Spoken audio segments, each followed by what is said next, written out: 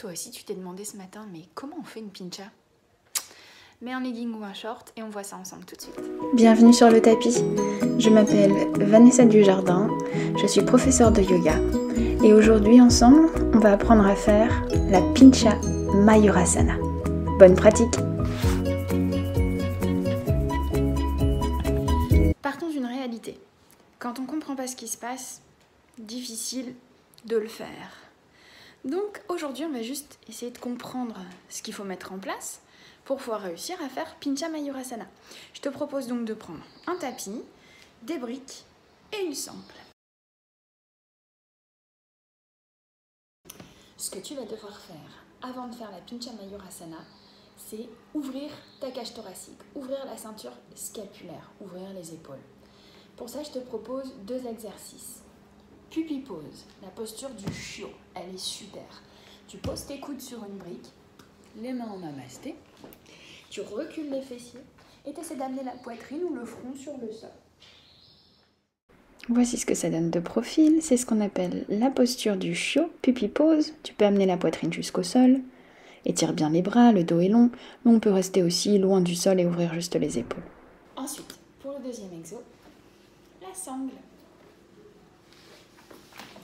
Je prends,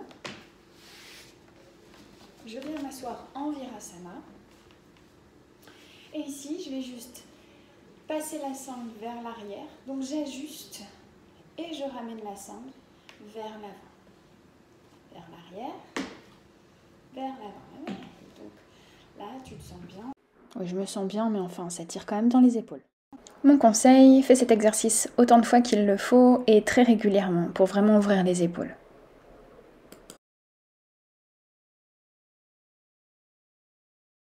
Ok, passons à autre chose.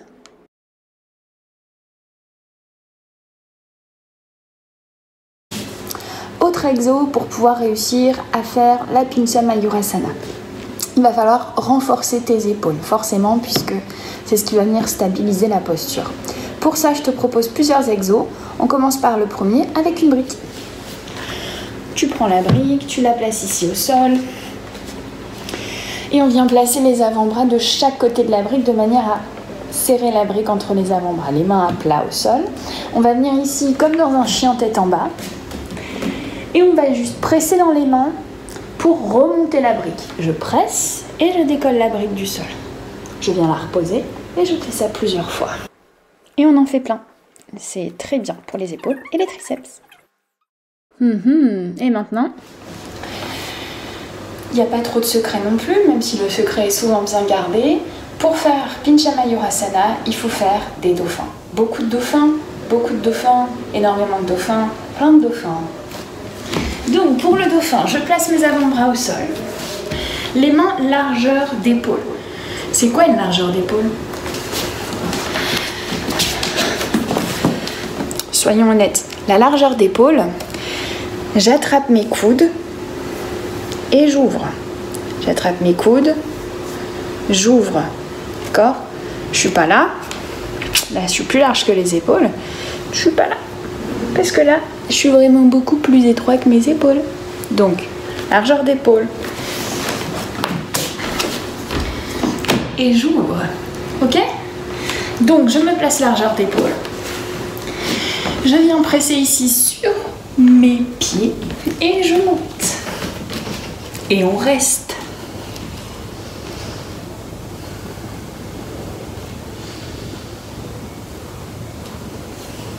Longtemps.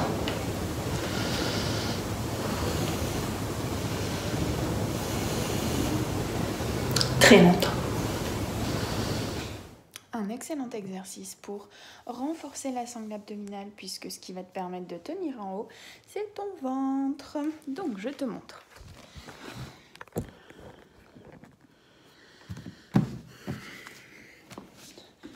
On connaît tous ce merveilleux exercice, la planche. Sauf qu'on va le faire un peu différemment. Souvent, une planche, on va mettre les avant-bras ici parallèles au bassin.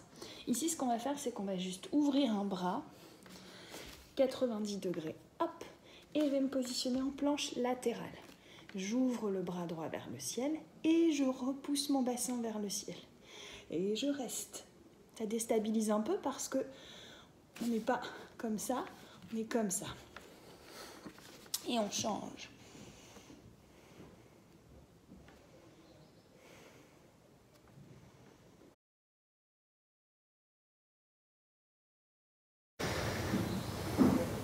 Ensuite, après avoir fait ces exercices de renfort des épaules, des triceps et du corps, quand je dis corps, C-O-R-E, le centre du corps, il va falloir que tu trouves ton équilibre. Pour ça, on va travailler au mur. Je t'emmène. Donc il te faut un tapis, un mur, un tapis, un mur. Bien, ce qu'on va essayer de faire, c'est qu'on va monter au mur, mais cette fois-ci les jambes fléchies. On va pas encore faire la pincha.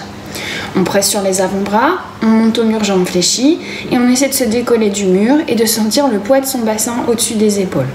C'est juste ça qu'on veut sentir. Et on évite ce qu'on appelle la banane. On évite de bananer, d'avoir le bas du dos complètement cambré. Ok ? Donc on se place face au mur, on pose les avant-bras au sol, largeur d'épaule, et on va monter les jambes fléchies, donc les genoux pliés. Et on va juste essayer de sentir le poids de son bassin et de se décoller un tout petit peu du mur. Faites ça quelques fois, puis redescendez tranquillement. N'oubliez pas, c'est du yoga, on respire, on fait ça calmement. On se décourage surtout pas, on y retourne, on essaie 2, 3, 6 fois. On respire. Quand on a fait tout ça, on est déjà bien crevé. Je sais, mais tiens bon, parce que la pincha, une fois qu'on a bien compris ce qui se passe, c'est juste un peu de travail et de patience. Allez, je t'emmène pour la posture de la pincha, sans sauter, sans mur, sans rien. Bien, pour réussir la pincha, comment on fait? Il faut faire des pinchas.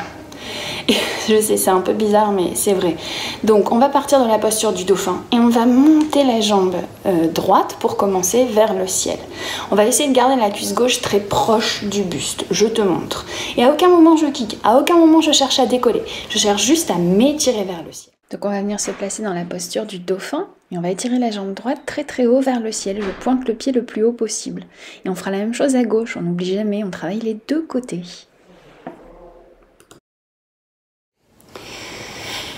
Une fois que tu as fait ça et que tu sens que ton pied qui reste au sol peut se décoller, alors peut-être que tu peux juste l'aider un peu à se décoller.